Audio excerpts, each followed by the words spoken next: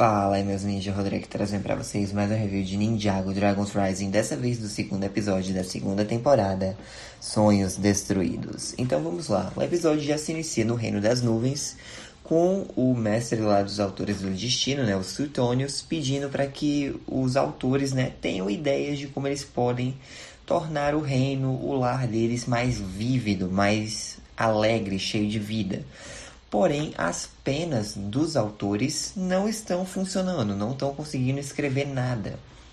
E isso acaba fazendo com que os Suetônios lembrem de uma frase, de tipo, quando os escritores não forem mais capazes de escrever algo, significa que alguma coisa muito ruim está prestes a acontecer.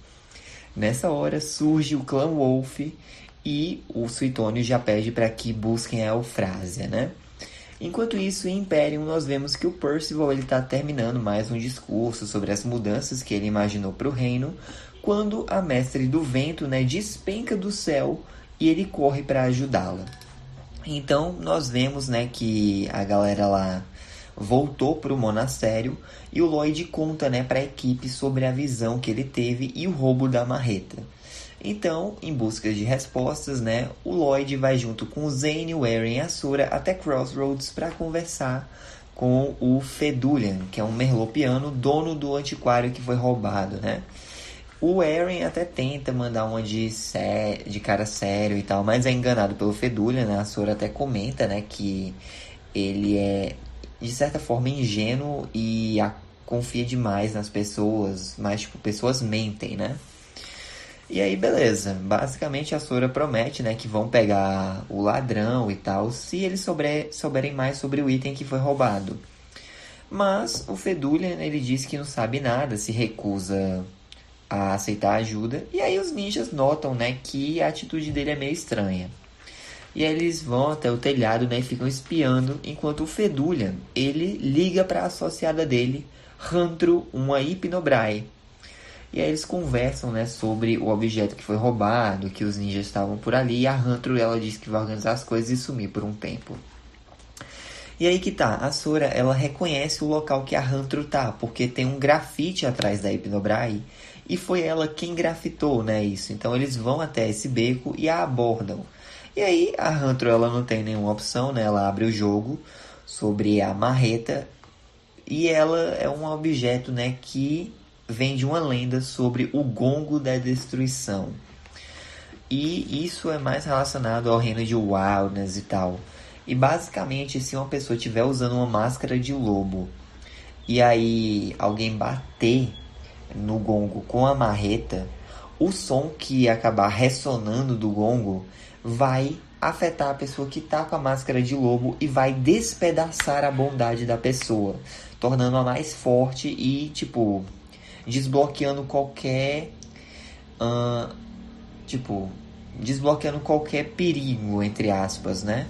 Por exemplo, tem uma técnica de luta muito forte, mas ela é mais sombria, é mais pesada, e eu sou uma pessoa boa, eu não vou usar isso. Se eu tivesse com a máscara de lobo e escutasse o som do gongo, minha bondade seria despedaçada e isso não seria mais um problema para mim, para eu aprender essa técnica. Não seria um limitador. Isso é bem tenso, né? Mas a equipe volta para o monastério e eles logo recebem a visita do Percival, que está trazendo a Eufrásia, né? Ela explica a situação. Basicamente, os guerreiros mascarados invadiram o Reino das Nuvens e ela partiu para a luta, né? Porém, ela foi derrotada pelo Cinder e até tentou voar até o monastério para buscar a ajuda dos ninjas, mas caiu perto de Imperium, até que o Percival a encontrou, né? E aí o Lloyd, ele deduz que tenha alguma coisa do interesse do clã Wolf por lá e os ninjas decidem partir, né, no novo Bounty. Chegando lá, eles se esgueiram pelo Reino das Nuvens e conseguem libertar o Mestre Suetônios. E ele explica que o Lord Ras e a Jordana chegaram até os arquivos do Reino das Nuvens. E o Ras, né, ele estava lá procurando um negócio. O Suetônios até tentou prender o tigre ali. Porém, o Ras revela que foi ele quem amaldiçoou as Scrollworms. Ou seja, quem acaba sendo preso pelas Scrollworms, né, naqueles casulos, é o Suetônios e não o Ras. E aí, né, o mestre Suetônio, ele conta sobre o ritual da lua de sangue, que basicamente a cada alguns milênios, né, acontece um evento raro em Wilderness, que é o surgimento de uma lua de sangue. E aí que tá, se o gongo da destruição for pareado com a marreta, tiver o clã Wolf lá, é possível que um ritual seja feito durante a lua de sangue para libertar os 5 sombrios, mestres elementais antigos que eram praticamente invencíveis, eram corruptos, e a única coisa que os parou foi uma força que veio do leste. E aí que tá, quando os 5 sombrios eles foram banidos, não só eles foram banidos, mas a língua antiga que eles falavam, que era Teroxian, a habilidade deles também, o estilo de luta, enfim, tudo foi meio que varrido para debaixo dos panos, sabe? Porque realmente era um caos, uma bagunça.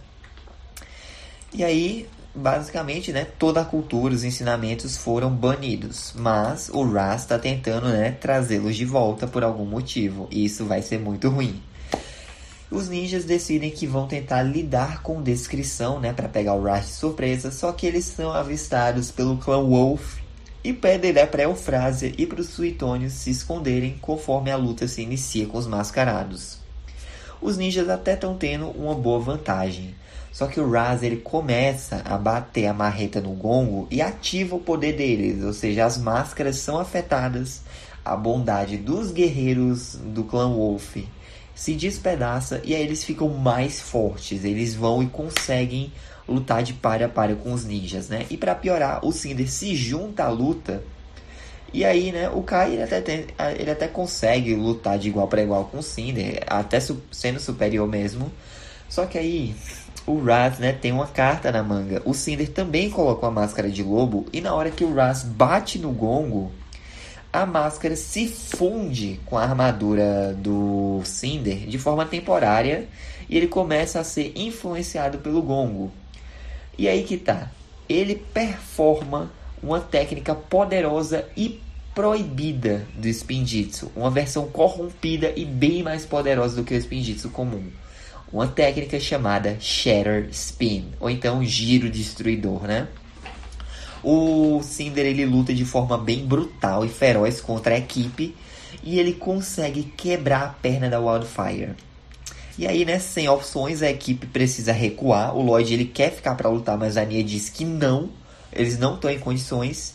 E eles conseguem fugir, né, enquanto tentam pensar numa forma de combater essa nova técnica do Raz. Enquanto isso, né, o Tigre ele declara que a jornada para a Lua de Sangue irá persistir. Pois é, gente, que episódio tenso, né? Descobrimos que existe uma nova antiga fórmula de Spinjitzu.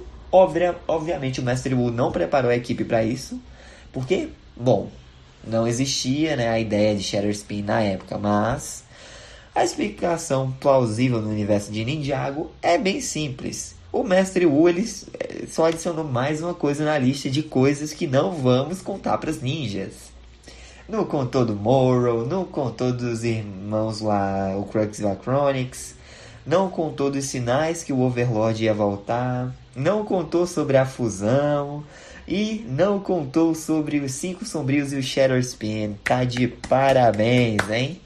Mas, enfim, é uma tensão, né? Mas vamos falar das curiosidades do episódio para encerrar a review de uma forma bem bacana.